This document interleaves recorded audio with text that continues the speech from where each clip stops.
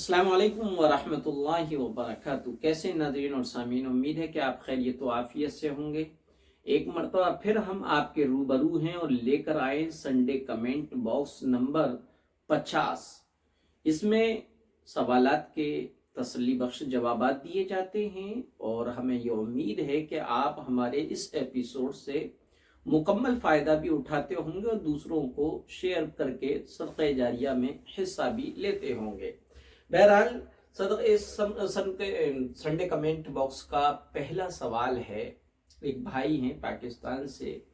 वो ये कह रहे हैं कि मुफ्ती साहब, अगर किसी का नाम अब्दुल अहद हो तो क्या उसको सिर्फ अहद कहकर पुकार सकते हैं?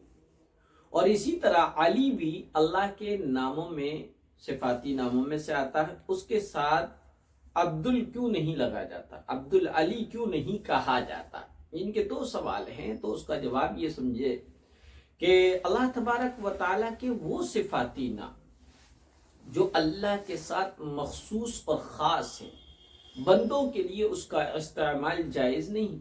अलबत्ता अगर उन नामों के साथ किसी का नाम रखना हो तो उनके साथ अब्द लगाना ज़रूरी है। लिहाजा अगर कोई शख्स उन नामों को अब्द के बग़ैर इस्तेमाल करे तो इस तरह करना नाजायज़ है, गुनाह कबीरा है, बोलना भी गुनाह है। जैसे अब्दुल अहद किसी का नाम है या अब्दुल रज़्ज़ाक किसी का नाम है, सिर्फ उसको अहद कहना, रज़्ज़ाक कहना।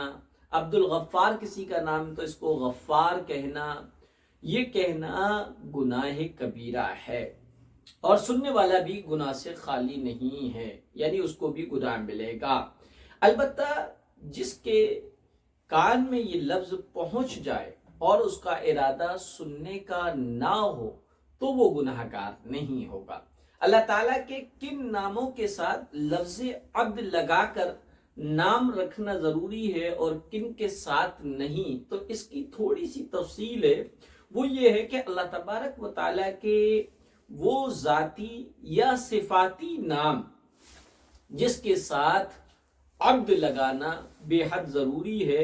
बग़ैर अब्द के लगाए हुए किसी बंदे का नाम रखना या बंदे का उसका इस्तेमाल करना शरअन जायज़ नहीं है। और वो नाम चंद ये हैं, एक लफ्ज़ अल्लाह है, अर्रहमान है, अल मलिक है, अल कुद्दूस है, अस्सलाम, अल मुमिन, और इसी तरीके से अल मुहैमिन, अल जब्बार, अल मुतकब्बिर, अल खालिक, अल बारी, अल मुसव्विर, अल गफ्फार, अल क़हार, अल रज़्ज़ाक़, अल तव्वाब, अल वह्हाब, अल खल्लाक़, अल फत्ताह, अल क़य्यूम, अल रब, अल मुहीत, अल गफूर, अल अहद, अल समद, अल मलीक, अल हक़, अल क़ादिर, अल मुहयी, अल अव्वल, अल आखिर, अल बातिन। ये वो सब नाम हैं जिनको बग़ैर अब्द के इस्तेमाल करना या अपने बच्चों का नाम रखना जायज़ नहीं है। वो अस्मा जो अल्लाह के सिफ़ात में ख़ास हैं, सिफ़ात ख़ासा में से नहीं है, बल्कि वो नाम अल्लाह ताला की सिफत के तौर पर भी इस्तेमाल होते हैं और अल्लाह के अलावा किसी दूसरे की खूबी और सिफत के तौर पर भी इस्तेमाल होते हैं। उन नामों को अस्माए सिफाते मुश्तरका भी कहा जाता है, यानी वो अस्मा जो जिसके अंदर कोई खूबी और क्वालिटी है लेकिन वो खूबी और क्वालिटी मुश्तरक है। और उनके मुतालिक तफसील थोड़ी ये है कि अगर कुरान व हदीस तआम्मुल सहाबा, सहाबा के अमल या उम्मत या उर्फ आम में उन अस्मा में से गैरुल्लाह का नाम रखना साबित हो तो ऐसा नाम रखने में कोई मुज़ायक़ा नहीं। मसलन उज़ैर अजीज़ नाम रख सकते हैं, अली रख सकते हैं, करीम रख सकते हैं, रहीम रख सकते हैं, अजीम रख सकते हैं, रशीद है, कबीर है और बदीअ है, कफ़ील है, हादी है, वासिअ है और हकीम है। ये सारे वो नाम हैं जिनको सिफात मुश्तरका से कहते हैं और ये गैरुल्लाह का नाम रखना قرآن و حدیث اور مسلمانوں کے تعامل سے ثابت ہے، تو لہذا ان کو بغیر عبد کے رکھ سکتے۔ اور جو نام اللہ کے غیر اللہ کے نام رکھنے سے امت نے اس پر عمل نہیں کیا تو اس کو رکھنے سے بچنا چاہیے، احتیاط کرنا چاہیے، اور اس کا استعمال کرنا ہو تو لفظ عبد کے ساتھ اس کو استعمال کیا جائے، کیونکہ اللہ تعالیٰ کے اسماء حسنہ میں اصل یہ ہے کہ ان سے غیر اللہ کا نام نہ رکھا جائے۔ بہرحال یہ تو تھوڑی سی تفصیل تھی، اور اسی طریقے سے اور بھی تفصیل لکھی ہے کہ اللہ تعالیٰ کے صفاتی نام دو طرح کے۔ پہلی قسم وہ نام ہیں جو قرآن و حدیث میں اللہ کے علاوہ غیر اللہ کے لیے بھی استعمال ہوتے ہیں اور اللہ تعالیٰ کے لیے بھی ہوتے ہیں، جیسے غنی ہے، حق ہے، حمید ہے، طاہر ہے، جلیل ہے، رحیم ہے، رشید ہے، علی ہے، کریم ہے، عزیز ہے وغیرہ۔ اس کا استعمال قرآن و حدیث میں اللہ تعالیٰ کے علاوہ بندوں کے لیے بھی ہوا ہے، لہذا ایسے صفاتی ناموں کو بندوں کے لیے بھی رکھے جا سکتے ہیں، اور ان ناموں کے ساتھ لفظ عبد لگانا ضروری نہیں۔ اللہ تعالیٰ کے صفاتی نام کی دوسری قسم وہ نام ہے جو قرآن و حدیث میں صرف اور صرف اللہ تعالیٰ کے لیے استعمال ہوتے ہیں اور اللہ کے علاوہ کسی کے لیے استعمال ہونا ثابت نہیں ہے، جیسے رحمان ہے، سبحان ہے، رزاق ہے، خالق ہے، غفار ہے۔ تو قرآن و سنت میں اور احادیث میں اور صحابہ کے معاشرے میں، صحابہ کے عمل میں اللہ تعالیٰ کے سوا دوسروں کے لیے یہ نام نہیں دکھائی دیے گئے، لہذا ان ناموں کے ساتھ کسی کا نام رکھنا ہو تو ان کے ساتھ عبد کا لفظ ملانا ضروری ہے، جیسے عبد الرحمن، عبد السبحان، عبد الرزاق، عبد الخالق، عبد الغفار وغیرہ۔ بعض لوگ لا علمی میں، انجانے میں، لاپرواہی کی بنیاد پر عبد الرحمن کو صرف رحمان، یا عبد الرزاق کو رزاق، یا عبد الخالق کو خالق اور عبد الغفار کو غفار کہہ کر پکارتے ہیں۔ ایسا کرنا ناجائز ہے اور گناہ کبیرہ ہے۔ جتنی مرتبہ یہ لفظ پکارا جاتا ہے اتنی ہی مرتبہ پکارنا والا گناہ کبیرہ کا ارتکاب کرتا ہے اور سننے والا بھی گناہ میں شامل ہو جاتا ہے۔ اس لیے بہت ضروری ہے کہ نام رکھنے کے لیے یہ طریقہ اور قاعدہ یاد رکھا جائے۔ اور رہا دوسرا سوال کہ العلی اللہ کے صفاتی ناموں میں سے ایک نام ہے، لہذا اس کو عبد کے ساتھ کیوں نہیں رکھ سکتے؟ اس کو عبد کے ساتھ نہیں رکھنا چاہیے، کیونکہ علی اللہ کے صفاتی ناموں میں سے وہ اس دوسری قسم سے تعلق رکھتا ہے جس کو بغیر عبد کے استعمال کرنا جائز ہے۔ لیکن اگر اس کو عبد کے ساتھ استعمال کیا جائے گا تو لوگوں میں چونکہ دین سے دوری ہے، علم نہیں ہے، عبد العلی سے مراد پھر یہ ہو جائے گا علی کا بندہ، اس لیے لفظ علی کے ساتھ عبد نہیں لگایا جائے گا۔ یہ مکن پور سے ہیں توحید خان، یہ کہہ رہے ہیں کہ مفتی صاحب السلام علیکم۔ وعلیکم السلام ورحمۃ اللہ وبرکاتہ۔ کیا کوئی انسان اپنی آنکھیں ڈونیٹ کر سکتا ہے؟ آئی ڈونیشن کرنا کیسا ہے اسلام میں؟ تو اس سلسلے میں سمجھیے گا، چونکہ انسانی اعضاء مال نہیں ہے اور نہ ہی انسان خود اپنے پارٹس آف باڈی اعضاء کا مالک ہے، اس لیے انسان اپنے اعضاء میں سے نہ کسی عضو اور پارٹس آف باڈی کو ڈونیٹ کر سکتا ہے، نہ عطیہ دینے کی وصیت کر سکتا ہے۔ انسان کو اپنا جسم استعمال کرنے کا حق ہے، یعنی اس سے خود تو نفع حاصل کر سکتا ہے، لیکن اپنے اعضاء کا مالک اور پارٹس آف باڈی کا مالک نہ ہونے کی وجہ سے کسی کو نہ بیچ سکتا ہے، نہ کسی کو ڈونیٹ کر سکتا ہے، نہ کسی کو ہدیے کے طور پر دے سکتا ہے۔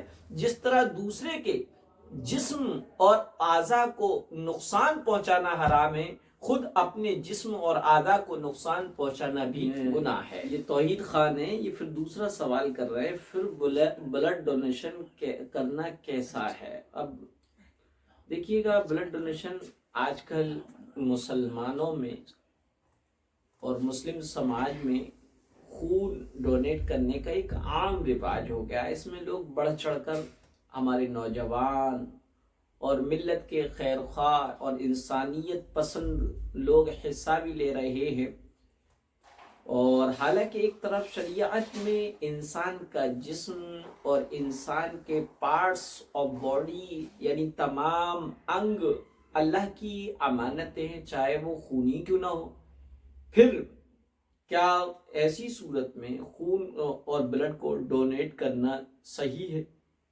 اور جو ہے اس سلسلے میں بعض مدرسوں میں بھی کیا ہے بچوں کو بھیجا جاتا ہے کہ وہ بلڈ ڈونیشن کرے۔ تو دیکھیے گا، اس سلسلے میں اس کا جواب سمجھ لیجیے، کسی مریض یا مریضہ کو خون کی واقعی ضرورت ہو تو خون دے سکتے ہیں، بشرطے کہ خون دینے والے کو کوئی پرابلم نہ ہو۔ خون مفت دیا جائے، دوسری شرط خون فروخت نہ کیا جائے، بیچا نہ جائے، کیونکہ مذہب اسلام میں خون کی خرید و فروخت، خون کا بیچنا اور خریدنا جو ہے ناجائز ہے۔ اور بلڈ ڈونیشن کیمپ میں اور بلڈ ڈونیشن بینک میں خون نہ دیا جائے، کیونکہ یہ بلا ضرورت ہے، اور اس طرح خون کو عام طور پر ضرورت مندوں کو مفت دیا بھی نہیں جاتا ہے، بلکہ ان کے ہاتھوں بیچا جاتا ہے۔ اور اس مقصد سے بلڈ ڈونیشن کیمپ میں خون دینا کہ جو ہے کسی ضرورت مند کو ضرورت پر یہ اس کو مل جائے گا، مفت میں مل جائے گا، تو ایسی صورت میں سمجھا جائے کہ وہ کبھی مفت میں نہیں دیتے ہیں۔ ہاں، البتہ یہ ہے کسی مریض یا مریضہ پریزنٹ میں موجود ہے اور ان کو جو ہے خون کی ضرورت ہے، تو ضرورت پر ان کو خون دینے کی گنجائش ہے۔ بلڈ ڈونیشن کیمپ میں خون دینے کی اجازت شریعت میں نہیں ہے۔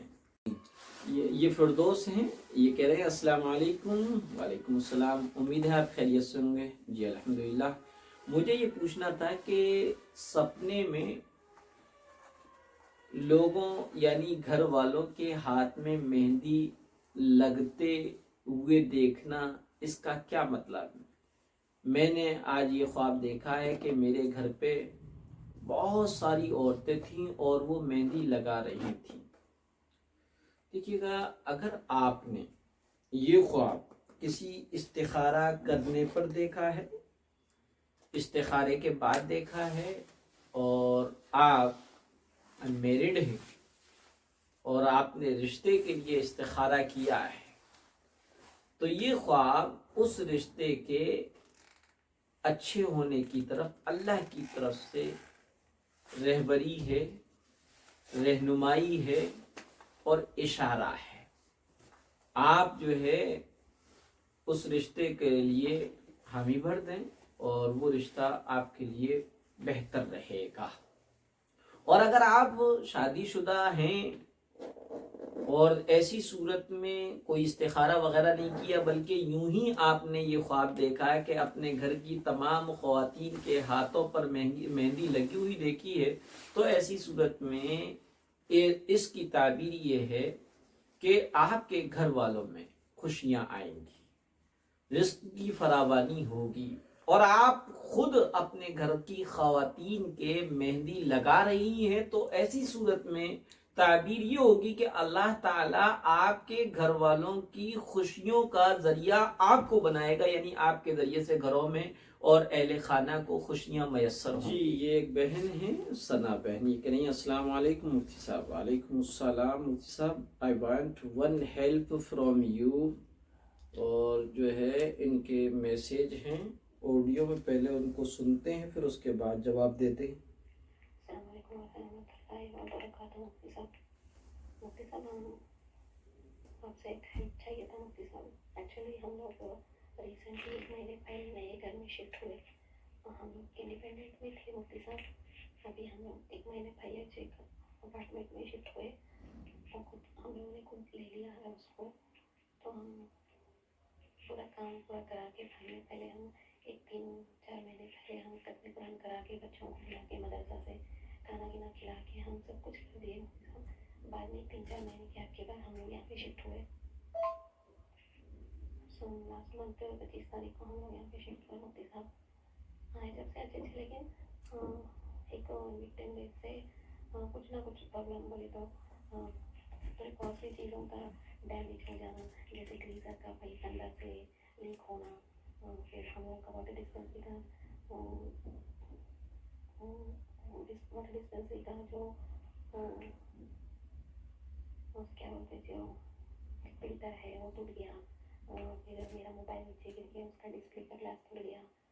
फिर एक कांच का ग्लास लगे थे हम शेल्फ पर, वो कल रात में टूट गया।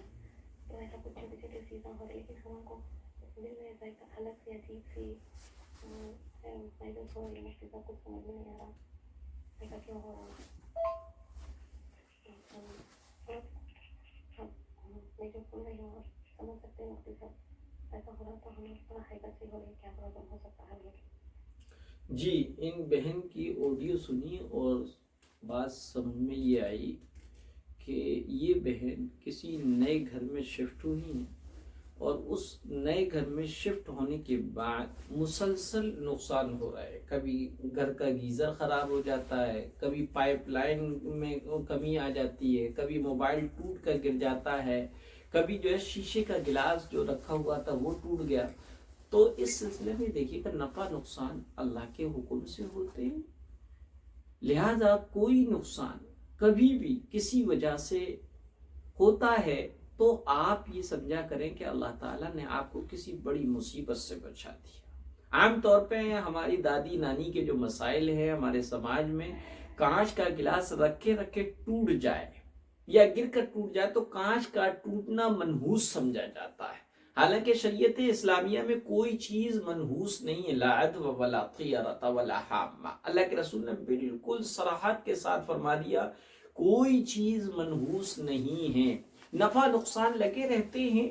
इसलिए ये समझना कि ये घर की नहूसत है या किसी और वजह से, क्योंकि बहन ने ये कहा कि हमने कुरान खानी वगैरह भी कराई है, फिर उसके बाद हम शिफ्ट हुए, पता नहीं ये फिर क्यों जो है नुकसानात हो रहे हैं।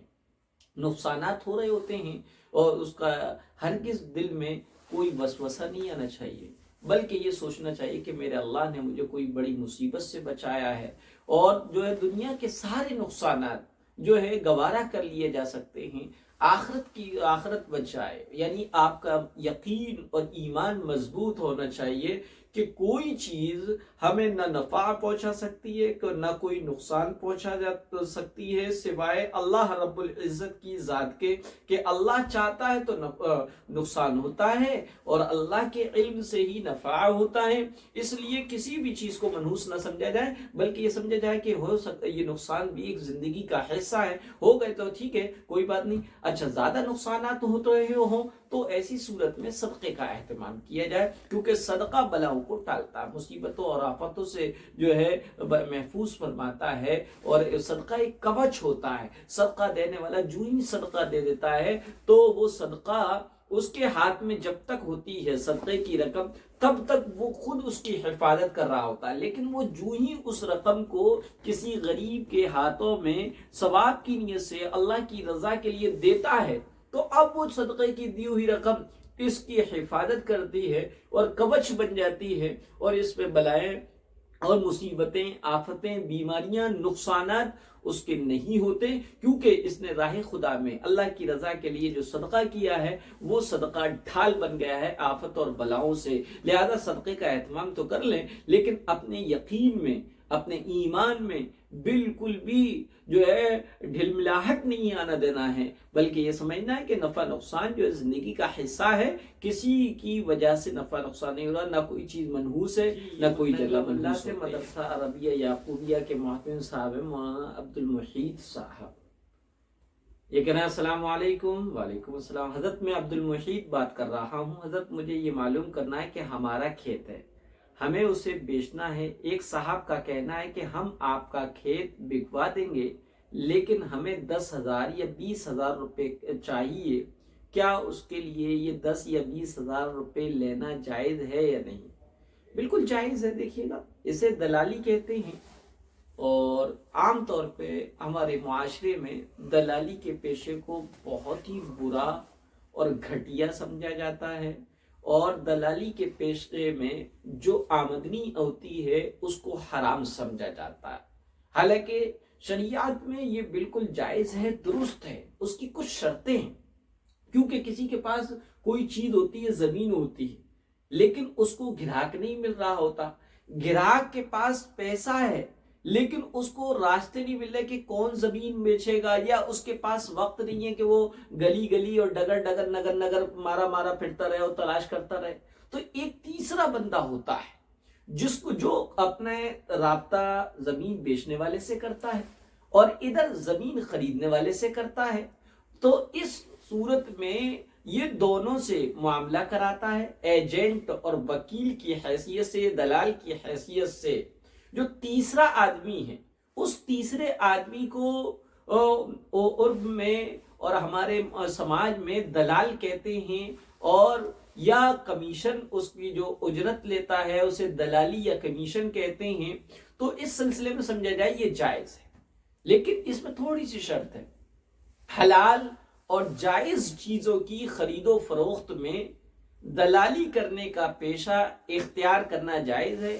اپنی محنت اور کام کے مطابق پہلے سے ہی مناسب اجرت طے کر دی جائے تو طے کی ہوئی رقم لے سکتا ہے، اور اجرت ایک پارٹی سے بھی لے سکتا ہے اور دونوں پارٹیوں سے بھی لے سکتا ہے۔ البتہ جو محنت اور مزدوری جسے کہتے ہیں اجرت، وہ طے اور متعین ہونا چاہیے، کیونکہ کیا ہے، متعین نہیں ہوگی تو لڑائی اور جھگڑے کا ذریعہ بنے گا، اس لیے وہ ناجائز ہو جائے گا۔ لہذا دلالی اور یا کمیشن جو ہے متعین اور فکس ہونا چاہیے، اور پھر جو وکیل ہے، تیسری پارٹی ہے، جو دلال یا جو ہوتا ہے، وہ اس کا اجرت لینا بھی جائز ہے اور دینا بھی جائز ہے۔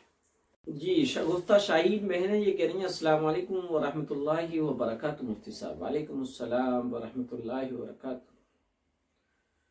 مفتی صاحب، آپ سنڈے کمنٹ باکس میں ضرور میرے سوال کا جواب دے دیجیے گا۔ میرا سوال ہے، دین پر عمل کرنے کے باوجود بھی ایسا لگتا ہے کہ مکمل طریقے سے دین پر نہیں چل پا رہے ہیں۔ صدیوں میں رسم و رواج اتنے زیادہ ہو گئے ہیں، ہونے لگے ہیں کہ اب رسم و رواج سے بچنا بہت مشکل ہو گیا ہے۔ آپ رہنمائی فرمائیں، کیونکہ میں چاہتی ہوں مکمل طریقے سے دین پر عمل کروں۔ بہت اچھی بات ہے، اللہ تعالیٰ نے آپ کی چاہت کے مطابق ہی اللہ تعالیٰ نے پہلے ہی قرآن کریم میں مسلمانوں کو حکم دیا اور کہا گیا یا ایھا الذین آمنوا ادخلوا فی السلم کافہ، اے ایمان والو اسلام میں مکمل طریقے سے داخل ہو جاؤ۔ خوشی ہو، راحت ہو، پریشانی ہو، بچے کی پیدائش ہو یا گھر میں کسی کی موت ہو، خوشحالی ہو یا تنگحالی ہو، ہر حال میں شریعت کے مطابق اپنی زندگی گزارنا ایک مسلمان کی شرعی ذمہ داری ہے۔ لہذا جو ہے پورے شریعت پر، پورے دین پر عمل کرنا کی کوشش کرنا چاہیے، اور جو نہ ہو پائے، کچھ چیزوں میں کوتاہی رہنے لگے، تو ایسی صورت میں جو ہے ان پر اللہ سے استغفار اور توبہ کیا کریں، اپنے آپ کو کوڑھایا نہ کرے۔ ہاں، جتنا طاقت ہے اتنی طاقت بھر اپنے آپ میں رسموں اور رواجوں سے بچ کر سنت نبوی پر عمل کرنے کی فکر کرنا چاہیے، کوشش بھی کرنا چاہیے۔ ہمارے معاشرے اور سماج میں جس میں ہم رہ رہے ہوتے ہیں، وہاں پر سب لوگوں کا مزاج دینی نہیں ہوتا ہے، اس لیے بہت ساری رسم و رواج ہماری آنکھوں کے سامنے ہو رہی ہوتی ہیں اور ہم اس کو روکنے پر بھی قادر نہیں ہوتے ہیں، اور اس میں جو ہے شامل ہونا بھی پڑتا ہے۔ تو اس سلسلے میں یہ سمجھا جائے کہ ہر برائی کو، کوئی بھی برائی ہو، شریعت کے خلاف ورزی ہو رہی ہو، رسموں کی شکل میں، رواجوں کی شکل میں، تو ایسی صورت میں اس کو روکنے کے 3 درجے ہیں. ہاتھ سے روک دیں اگر طاقت ہے, ہاتھ سے نہیں روک سکتے زبان سے کہہ دیں, زبان سے نہیں کہہ سکتے تو اب اس کو دل میں برا سمجھیں اور اس میں شریک نہ ہو. آپ اگر اس میں شریک نہیں ہوئے تو انشاءاللہ العزیز آپ کی اس رسم و رواج کے کرنے میں کوئی پکڑ نہیں ہوگی. اور اسی طریقے سے یہ سمجھنا کہ مکمل دین پر عمل ہو جائے. دیکھیے جب تک بہت اچھی سوچ ہے, مکمل دین پر عمل کرنا چاہیے اور فکر بھی کرنا چاہیے, لیکن بعض لوگ یہ سمجھتے ہیں کہ ایسا کیا مطلب ہے, اگر عمل کرنا تو پورے دین پہ کرو, ورنہ کیا فائدہ ہے 2-4 وقت کی نماز پڑھنے سے. یہ بہت بڑی غلط فہمی. کسی چیز کو آپ مکمل نہیں کر سکتے تو بہتر ہے جتنا کر سکتے ہیں اتنا تو کریں. یہ شیطانی وسوسہ ہوتا ہے کہ دین پر عمل کرنا ہے تو مکمل طریقے سے کرو, یہ کبھی پڑھ لی کبھی چھوڑ دی, یہ بہتر نہیں ہے. یہ شیطانی وسوسہ ہے. کسی بھی چیز کو آپ مکمل نہیں کر سکتے تو جتنا کر رہے ہیں اور جتنا کر سکتے ہیں اتنا کرتے رہیے, اور مکمل کی اللہ تعالیٰ سے دعا مانگیے گا. اللہم اعنی علی ذکرک و شکرک و حسن عبادتک, یہ دعا مانگا کریں. انشاءاللہ العزیز اللہ تعالیٰ مکمل دین پر چلائے گا. اس کے معنی کیا ہے؟ اللہم اعنی, اے اللہ میری مدد فرما, علی ذکرک, اپنے ذکر کرنے پر, و شکری کا, اور اپنے شکر کرنے پر, و حسن عبادتک, اور اپنی بہترین عبادت کرنے پر میری مدد فرمائیے. اس دعا کو پڑھا کریں, انشاءاللہ العزیز دین پر چلنا آسان ہو جائے. یہ کچھ کہہ رہی ہیں لیکن آڈیو میں ہیں, اس کو سنتے پھر اس کے بعد جواب دیتے ہیں. مجھے ایک سوال پوچھنا تھا. ایک حدیث ہے, من لم يسأل اللہ یغضب علیہ, جو شخص اللہ تعالیٰ سے سوال نہیں کرتا اللہ تعالیٰ اس سے ناراض ہے. تو صرف اس حدیث کا نام مطلب بتا. جی صحیح ہے یہ حدیث. جو اللہ تعالیٰ سے سوال نہیں کرتا ہے, جو اللہ سے مانگتا نہیں ہے, اللہ اس پر غضبناک ہوتا ہے, اللہ اس سے ناراض ہوتا ہے. یہ بہترین حدیث ہے. اللہ تعالیٰ سے مانگتے رہنا چاہیے. قرآن کریم میں بھی اللہ تعالیٰ نے فرمایا قال ربکم ادعونی استجب لکم, تمہارا رب تم سے کہتا ہے کہ تم مجھ سے مانگو, میں تمہاری دعاؤں کو قبول کروں گا. ایک روایت میں تو یہ ہے کہ شیطان کی اللہ تعالیٰ نے قبول کی تو انسان کی قبول کیوں نہیں کرے گا. شیطان نے مہلت مانگی, اے اللہ مجھے مہلت دے دے, طاقت دے دے, قوت دے دے, میں تیرے بندوں کو سیدھے راستے سے, دائیں سے بائیں سے, آگے سے پیچھے سے بہکاؤں گا, گمراہ کروں گا. اللہ نے اس کو ایک فکس وقت تک کے لیے مہلت دے دی, طاقت دے دی, قوت دے دی. یعنی اللہ نے شیطان کی سن لی تو انسان تو اشرف المخلوقات ہے, انسان کی کیوں نہیں سنے گا. اور انسانوں میں بھی مومن اگر مانگتا ہے تو کیوں نہیں اللہ تعالیٰ سنے گا. لیکن یاد رہے ہمارا یہ مزاج بنا ہوا ہے, جو ذات ہمارے مانگنے سے خوش ہوتی ہے ہم اس سے مانگتے نہیں, اور جو ہمارے مانگنے سے ناراض ہوتے ہیں, ہم سے نظریں پھیر لیتے ہیں, ہماری ویلو کو اپنی نگاہوں سے گرا دیتے ہیں, ہم ان سے ہاتھ پھیلاتے ہیں. یعنی کہ انسانوں کا اصول بتاؤ, انسان چاہے وہ کوئی بھی تعلق والے ہوں, کوئی بھی رشتہ دار ہوں, وہ مانگنے سے کوئی بھی انسان خوش نہیں ہوتا, ناراض ہوتا ہے, منہ پھیر لیتا ہے. انسان اسی کی عزت کرتا ہے جو اس سے کبھی نہ مانگے. انسان اس سے خوش ہوتا ہے, نہ مانگنے والے سے خوش ہوتا ہے, اور مانگنے والے سے منہ پھیرتا ہے, بچتا ہے, اور اس کو بہت ہی حقیر اور اس کے بہت ہی کم ویلو کا سمجھ لیتا ہے. اس کے برخلاف اللہ تعالی مانگنے والوں سے خوش ہوتا ہے اور نہ مانگنے والوں سے ناراض ہوتا ہے. اس لیے اپنی دعاؤں میں اللہ تعالیٰ سے مانگنا چاہیے, اور یہ نہیں سوچنا چاہیے کہ اللہ تعالیٰ تو ہماری سنتا ہی نہیں ہے. بعض لوگ یہ سمجھتے ہیں, اور یہ دعا کی قبولیت کتنے درجوں میں ہوتی ہے اس سے واقفیت نہیں ہوتی, جس کی وجہ سے لوگوں کے ایمان میں جھلملاہٹ ہے, ان کا ایمان تذبذب کا شکار ہے. کیوں؟ اس لیے کہ جو یوٹیوب ہے, یوٹیوب ایسا پلیٹ فارم ہے جس میں ہر ایک اپنی ویڈیو اپلوڈ کرتا ہے, اور ہر ایک چاہتا ہے کہ میرے ویوز زیادہ ہوں, میرے سبسکرائب زیادہ ہوں, میرے فالوورز زیادہ ہوں اور مجھے لائک زیادہ ملے، مجھے کمنٹ زیادہ ملے، مجھے میری ویڈیو زیادہ شیئر کی جائے، ہر ایک اسی نیت سے اس پلیٹ فارم پہ موجود ہے۔ ہاں البتہ کچھ اللہ والے ایسے ہیں جو واقعی دین کی خدمت کی غرض سے جو ہے اس پلیٹ فارم پہ موجود ہیں، اور یہی وجہ ہے ان کے چینل مونٹائز ہو چکے ہیں اور بہت سارے ان کے سبسکرائبر بھی ہیں، لیکن وہ یوٹیوب کی طرف سے آنے والی سیلری وہ نہیں لیتے ہیں، یا لے کر جو ہے غریبوں میں تقسیم کر دیتے ہیں۔ بہرحال تو میں کہہ رہا تھا یوٹیوب کے پلیٹ فارم پر بہت سارے وظائف کی ویڈیو ہوتی ہیں، یہ دعا پڑھو آپ کی ہر جائز مراد پوری ہوگی اور آپ کی دعا ضرور قبول ہوگی اور یہ ہوگا وہ ہوگا، دعا کوئی رد نہیں ہو سکتی۔ یاد رکھیے گا وہ اپنے آپ میں جو ویڈیو میں جو بھی کچھ بتایا جا رہا ہے وہ بالکل برحق بتایا جا رہا ہے، لیکن اس وظیفے کو اور اس اسماء حسنہ کو یا پھر اس دعا کو ہم پڑھتے ہیں تو ہماری دعا قبول نہیں ہو رہی ہے، جس کی وجہ سے ہمارے دل میں اس آیت، اس دعا اور اس اسم اعظم پر ہمارا ایمان جو ہے کمزور ہو جاتا ہے، اور ہم یہ سوچتے ہیں ارے ہم نے تو بھائی ہمیں تو ملا ہی نہیں، حالانکہ جو ویڈیو والے نے بتایا وہ بالکل بتایا، صحیح بتایا، لیکن ہم نے اس کو صحیح نہیں سمجھا کہ دعا 3 درجوں میں قبول ہوتی ہے۔ یاد رکھیے گا، ہم دعا ہماری قبول ہو جائے، ہم یہ چاہتے ہیں بس ہمیں مل جائے جو مانگا ہے، اسی کو قبول ہونا سمجھتے ہیں، حالانکہ یہی قبول ہونا نہیں بلکہ 3 درجے ہیں قبولیت کے۔ پہلا درجہ یہ کہ آپ نے جو مانگا اللہ نے دیکھا کہ میرے بندے کی مصلحت اس میں ہے کہ یہ چیز اس کو دے دی جائے تو وہ دے دیتا ہے، جسے ہم اور آپ کہتے ہیں ہماری دعا قبول ہو گئی۔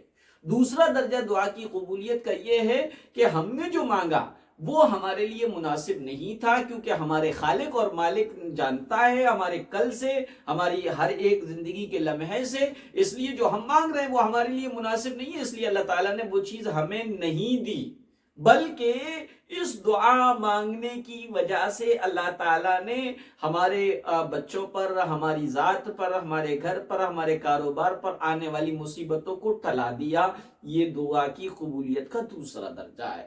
تیسرا درجہ یہ ہے کہ بندہ مانگتا رہتا ہے، اس کو ملتا نہیں ہے، لیکن اللہ تعالیٰ اس کی ہر دعا پر اس کا اجر و ثواب اس کے نامہ اعمال میں لکھ دیتا ہے۔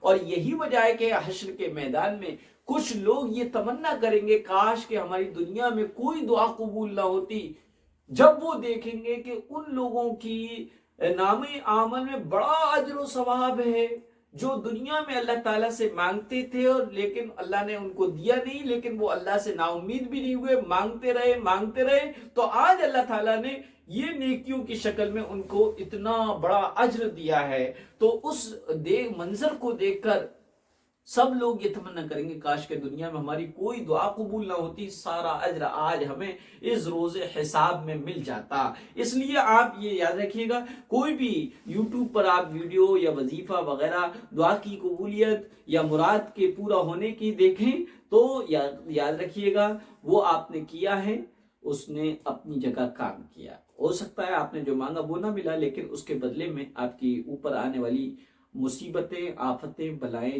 اللہ نے ٹلا دی ہیں۔ ہو سکتا ہے کہ آپ کو اس دعا کے پڑھنے کی وجہ سے اللہ نے آپ کے نامہ اعمال میں اس کی نیکیاں لکھ دی ہوں۔ یہ محمد شان ہے، یہ کہہ رہے ہیں کہ السلام علیکم ورحمۃ اللہ وبرکاتہ، نماز کی حالت میں رومال نکال کر ناک پوچھنا یا ناک صاف کرنا کیسا ہے؟ مفتی صاحب وضاحت فرما دیجیے گا۔ دیکھیں نماز کی حالت میں کوئی بھی ایسا کام کرنا جس میں ایک ہاتھ یوز ہو تو وہ کیا جا سکتا ہے، کیونکہ یہ عمل قلیل ہے اور عمل قلیل سے نماز فاسد نہیں ہوتی۔ لیکن اگر دونوں ہاتھ یوز کر لیے جائیں گے اور دور سے دیکھنے والا یہ سمجھے گا کہ یہ بندہ نماز میں نہیں ہے تو وہ عمل کثیر ہے، اور عمل کثیر سے نماز فاسد ہو جاتی ہے، اس شرط کے ساتھ جبکہ وہ عمل اتنی دیر تک کیا گیا ہو جس میں ٹھہر کر 3 مرتبہ درمیانہ رفتار سے سبحان اللہ سبحان اللہ سبحان اللہ پڑھا جا سکے، اور اتنی دیر تک وہ کھجاتا رہا، یہ ٹوپی بھرتا رہا، یا دونوں ہاتھوں سے کچھ اور کرتا رہا، یا جو ہے چادر لپیٹتا رہا، تو ایسی صورت میں اس کی نماز فاسد ہو جائے گی۔ اور ایک ہاتھ سے اس نے موبائل نکالا یا اندر ہاتھ کے اندر جا کر اس نے کیا ہے اس کو کاٹ دیا فون کو، تو نماز میں کوئی فرق نہیں آئے گا۔ اسی طریقے سے رومال نکالا، ناک پوچھی اور جو ہے پھر رکھ لیا رومال، تو پھر ایسی صورت میں تب بھی نماز ہو جائے گی، نماز فاسد نہیں ہوگی۔ لیکن اگر دونوں ہاتھ کو کھول کر اور پھر کسی ایک دونوں جیبوں میں سے کسی ایک میں رومال تلاش کر کے اور رومال کو دونوں ہاتھوں سے اس طریقے سے ناک کو صاف کیا جائے، پھر رومال کو طے کر کے پھر رکھا جائے، تو یہ عمل قصیر ہے، اس سے نماز فاسد ہو جائے گی۔ لیکن یاد رہے کہ اگر وہ ناک وغیرہ نکلے، زکام وکام میں ایسی کیفیت ہو جاتی ہے، تو اس کو آستین سے یوں کر لیں، تاکہ اس سے کیا ہوگا، اس سے یہ ہوگا کہ ناک جو ہے ناپاک تو نہیں ہے، گندی ضرور ہے، اگر آستین وغیرہ پہ لگ گئی ہے تو کوئی بات نہیں، آپ کی نماز میں بھی کوئی فرق نہیں آئے گا اور آپ کی آستین بھی ناپاک نہیں ہوگی۔ لیکن اگر بہت زیادہ نزلے کی وجہ سے ناک خود بخود ٹپک جائے مصلے پر یا کپڑے پر، تب بھی کوئی حرج کی بات نہیں، نماز ہو جائے گی۔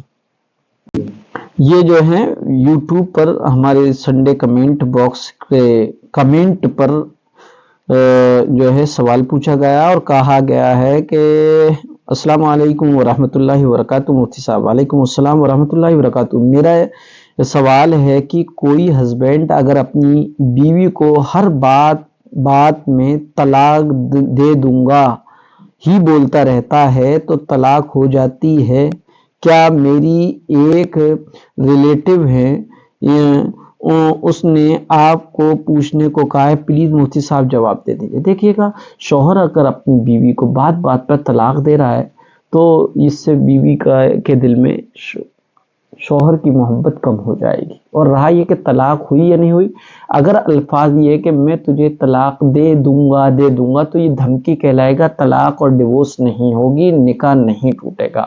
اور اگر وہ یہ کہہ دے پاسٹ میں یا پریزنٹ ٹینس میں یہ کہہ دے میں نے تجھے طلاق دی یا میں تجھے طلاق دیتا ہوں، تو پاسٹ اور پریزنٹ ٹینس سے طلاق ہو جائے گی، فیوچر ٹینس سے طلاق نہیں ہوگی، وہ دھمکی کہلائے گی کہ میں تجھے طلاق دے دوں گا، اس سے طلاق نہیں ہوگی، نکاح پر بھی کوئی اثر نہیں پڑے گا۔ صاحب کیا یہ بات صحیح ہے؟ کیا ہے دیکھتے ہیں۔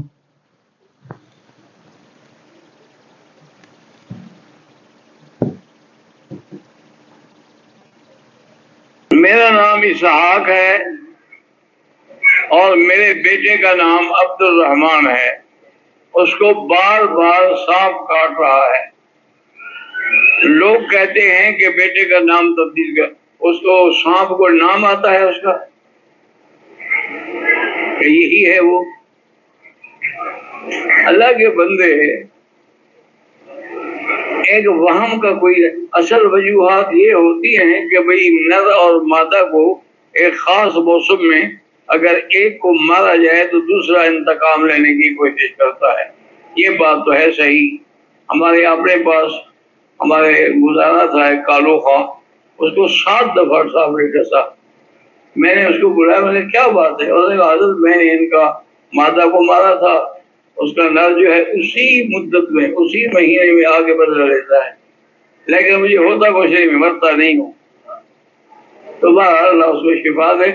سانپ دشمن مولانا نے کہا ہے، مولانا مکی صاحب نے یہ کوئی شرعی چیز نہیں بتائی، انہوں نے تو اپنا تجربہ بتایا ہے کہ ناگن سانپ مادہ ہے اور ناگن یہ جو ہے مادہ کہلاتی ہے، ناگن مادہ کہلاتی ہے، سانپ نر کہلاتا ہے، جسے ناگ بھی کہتے ہیں۔ ناگ اور ناگن میں سے اگر کسی ایک کو مار دیا جائے تو وہ انتقام لیتا ہے۔ یہ مولانا مکی نے اپنے تجربے کے طور پہ بتایا، شرعی طور پہ نہیں بتایا۔ البتہ شریعت میں یہ ثابت ہے کہ بہت سے جانور اپنے رشتہ داروں کے متعلق بہت ہی حساس ہوتے ہیں، جیسے کہ چڑیا۔ ایک صحابی نے چڑیا کے بچے لے لیے تو چڑیا ان کے سر پہ منڈرانے لگی، جب تک وہ گئی نہیں، جب تک کہ ان صحابی نے اللہ کے رسول کے حکم پر اس چڑیا کے بچوں کو نہیں چھوڑا ہے۔ اسی طریقے سے بھیڑیا ہے، بہت ہی غیور غیرت مند جانور ہے، وہ اپنی مادہ کی عصمت کی حفاظت بھی کرتا ہے، وہ اپنے ماں باپ کے لیے بہت ہی زیادہ فرما بردار بھی ہوتا ہے۔ اس لیے ترکی کے لوگ اپنے بچوں کو بھیڑیے کی سے تشبیہ دیتے ہیں، اور بھیڑیے کو ابن البار کہا جاتا ہے، یعنی فرما بردار اور نیک۔ تو بہرحال یہ تو سنا گیا کہ جانوروں میں یہ احساس ہوتا ہے انتقام لینے کے لیے۔ آپ کسی بھی جانور کو لے لیجیے گا، اگر وہ چھیڑو گے آپ اس کے بچوں کو یا اس کی مادہ کو یا نر کو یا اس کے کمزور کو، تو دوسرا جانور اس میں اپنی طاقت کے مطابق وہ جو ہے انتقام لیتا ہے۔ اس لیے جو ہے سانپ کو مارنا یا مارنا تو شریعت میں جائز ہے، کیونکہ اللہ کے رسول نے فرمایا اقتل الموتی قبل الایذاء، تکلیف دینے والے جانور کو تکلیف دینے سے پہلے مار دو، اور یہ سانپ بھی تکلیف دینے والا ہے تو اور دشمن ہے، اس لیے دوران نماز اگر سانپ دکھ جائے تو نماز کو توڑ کر سانپ کو مارنا ضروری ہے۔ لیکن اس سلسلے میں ہمارے معاشرے میں جو سانپ کو رات میں سانپ نہیں کہتے بلکہ کیڑا کہتے ہیں، کیونکہ وہ یہ سمجھتے ہیں اگر سانپ کو رات میں سانپ کہہ دیا تو جو ہے ہمارے ساتھ برا ہو جائے گا، یا گھر میں سانپ کا نکل آنا لازمی اور ضروری ہو جائے گا۔